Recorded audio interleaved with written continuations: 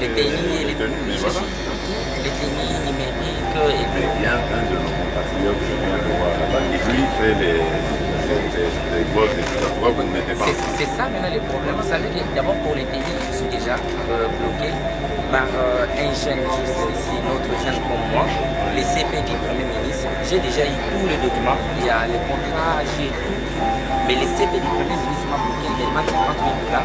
Les CP évoluent, Chibango, 50 000 $ pour déposer son dossier sur la table du Premier ministre pour qu'il signe. Mais ok, j'ai déjà le contrat. Maintenant ici, avec la police, j'ai signé les contrats. Pour les Donc avec le ministère de l'Intérieur? Oui, avec la police. Les commissaires généraux de la police. Ah, le commissaire a signé? Oui, a déjà signé les contrats. Je n'ai pas besoin de la signature. C'est l'approbation. Juste l'approbation des marchés. Et les messieurs me demandent 50 000 $ avant de déposer le dossier sur la table. Maintenant, à présent, je viens de faire le permis de conduire. Je peux mettre pour le chef. Ça, c'est le vote. Le permis de conduire numérisé. On peut détecter les chauffeurs en ligne. Et nous avons eu... Oui.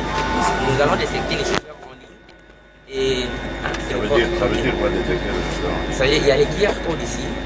Si le roulage vont commencer à checker comme ça donne l'identité de la personne. Okay. Et s'il a pris ici, ça donne le nombre de points comme on fait en Europe. Okay. J'ai mis ici dans le permis de conduire, il y a 1000 points. C'est magnifique. Il y a 1000 points. C'est peut-être une solution pour régler tout ce désordre qu'il y a dans les... Mais oui, mais et j'ai déjà plus de 10 millions de cartes vierges en stock avec mes partenaires qui m'ont donné. Et même les machines, il y en a déjà. Oui, ça fait quelques années déjà. Oui, on se rend compte.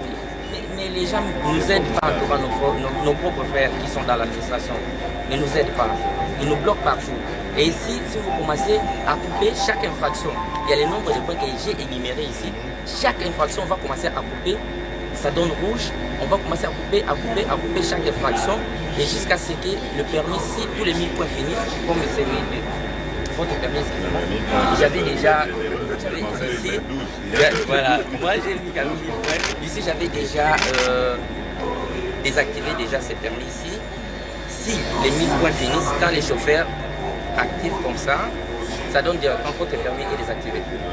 Ces permis ne peuvent plus rouler. Les chauffeurs ne peuvent plus rouler avec ce permis. Oui. On lui confisque 2 mois. Il n'aura plus le permis, les droits des permis. Les permis qui se vendaient à 40 $ avant de venir réactiver, les permis deviennent à 300 $. Ça, c'est maintenant 300 $. Voilà, pour réactiver. C'est-à-dire la personne qu'on a déjà désactivé, pour réactiver ce permis devient à 300 $. Ça veut dire nos chauffeurs, ils doivent se discipliner pour ne pas lui couper le point parce que c'est tellement cher. Voilà. Et j'ai mis les permis à 40 $. À présent, ici, je n'ai même pas besoin de financement. J'ai besoin juste du marché. Parce que j'ai déjà plus de 10 millions de cartes en stock. Là-bas, ça passe même. Même les machines, j'en ai déjà. J'ai 17 machines ici. Et cette machine imprime 1000 points. Maintenant, guérison. Tu sais, il faut attendre. Moi, j'ai beaucoup réfléchi sur cette histoire. Je suis prêt à te mettre devant. Mais moi, je veux d'abord que la base de données de la population soit faite. Voilà. Parce que si tu commences à vendre tes permis, tu vas voir des gens, la même personne qui vient avec une carte d'électeur au nom de Songolo, une autre au nom de Bakala, etc. Et chaque fois, il aura accès à ces permis. Donc, il pourra jouer avec. Si ce permis est annulé, il joue l'autre permis. C'est pour ça que, quand on aura la base de données de la population, les gens ne pourront plus tricher. Et on pourra prendre le permis et le mettre, le juxtaposer sur le... Donc, on va travailler ensemble. Je viens de créer une base de données pour le permis de conduire. Ces bases de données, mais il faut on ne peut pas accéder. Voilà. Le fichier de la population. Si vous m'accordez, ça sera déjà scindé avec celui de la population. Voilà. Et ici, je mets les filigranes. Vous voyez comme ça brille là. Ces filigranes, c'est voilà, antifraude. C'est-à-dire on ne paye jamais. Je voulais même mettre soit votre visage sur ces filigranes, ou peut-être ou l'armoirie. Je veux le mettre. Les armoiries, je veux le faire en allemand. Vous le savez, moi je fais mes études en allemand. Voilà. Et ici, je voulais faire ça en allemand dans les sachets. Si je peux vous expliquer ici, ces filigranes pour qu'un messieurs viennent chercher ça imprime. C'est quoi? Oui, votre carte, on est en train de Ah, ok, d'accord. Voilà, pour que quelqu'un vienne chercher à tripoter, c'est très difficile parce que ça va lui demander d'aller peut-être en Allemagne. Là, on avait fait cette filigrane qui va, donc ça va être compliqué. Impossible. Et voilà, c'est pour ça que nous j'avais mis en plus, même ici, là où dans le site que ça va nous amener, c'est vraiment codé. C'est vraiment codé. C'est très difficile une personne puisse accéder ici et que ça donne cette base de données sur ici. C'est très difficile, ça c'est bon.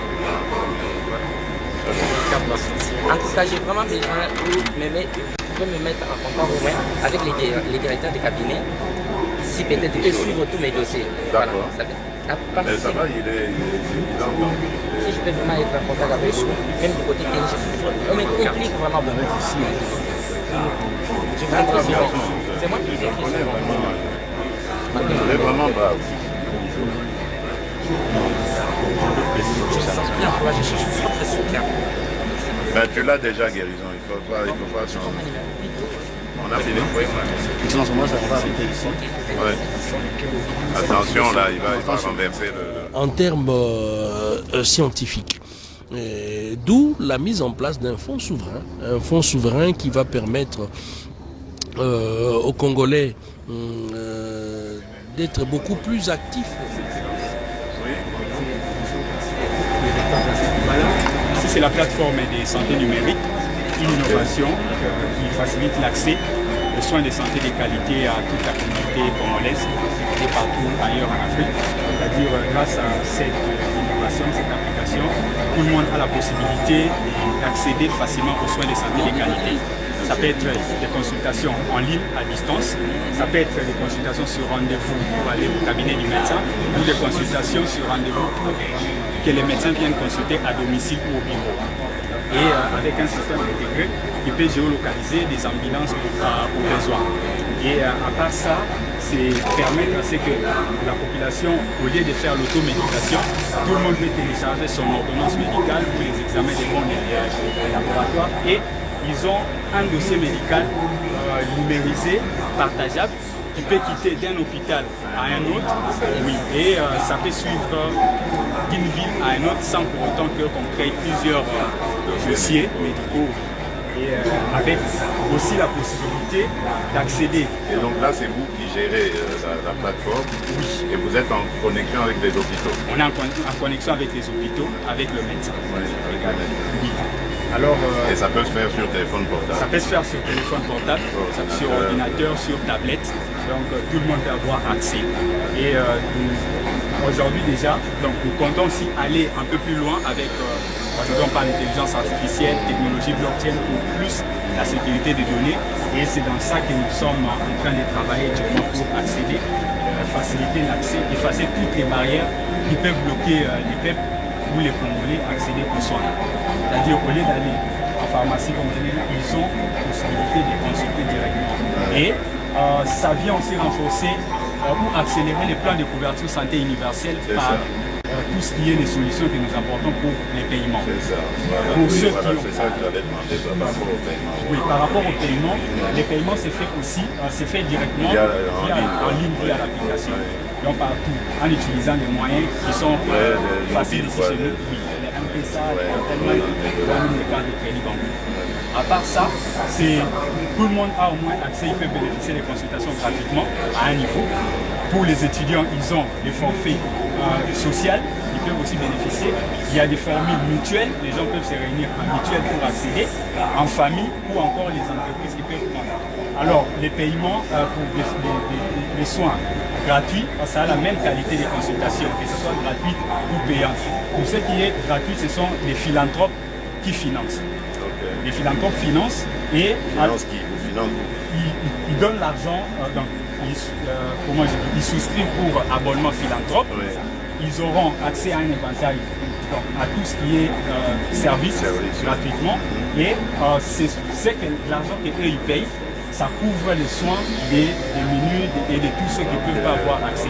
À l'opposé, maintenant pour que les philanthropes continuent toujours à avoir le courage, nous comptabilisons à l'échéance de l'année, on voit qu'est-ce que ça a donné en termes de fonds injectés, qu'on peut convertir en actions de la société. et ils peuvent devenir actionnaires à côté.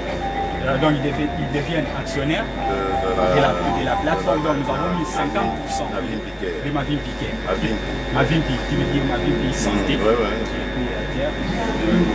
Voilà, et ils deviennent actionnaires à côté, et tout ce qui commencera à rentrer, ça continue à financer les soins.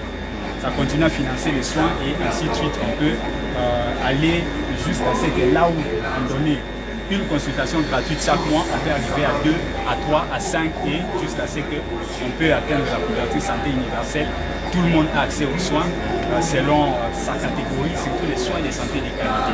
Et comment est-ce qu'on peut vous intégrer dans notre programme de couverture santé universelle? Aujourd'hui, nous sommes vraiment désirés, c'est là où nous avons déposé les lettres à la NICNS, au ministère de la Santé, également, et à l'ADEN. Il n'y a pas de suite. Bon, jusque-là, nous n'avons pas encore de suite. L'ADEN nous avait invité pour présenter l'innovation. Nous avons présenté et ils nous ont dit qu'on doit aller maintenant à la NICSIS. Mais c'est jusque-là, nous attendons les retours. Parce on va vous aider alors à établir ces contacts. Ouais. Ça va. On va vous aider à le faire. Ça va. En tout cas, c'est très bien. Merci. Que Dieu vous garde. Amen. Mis ensemble.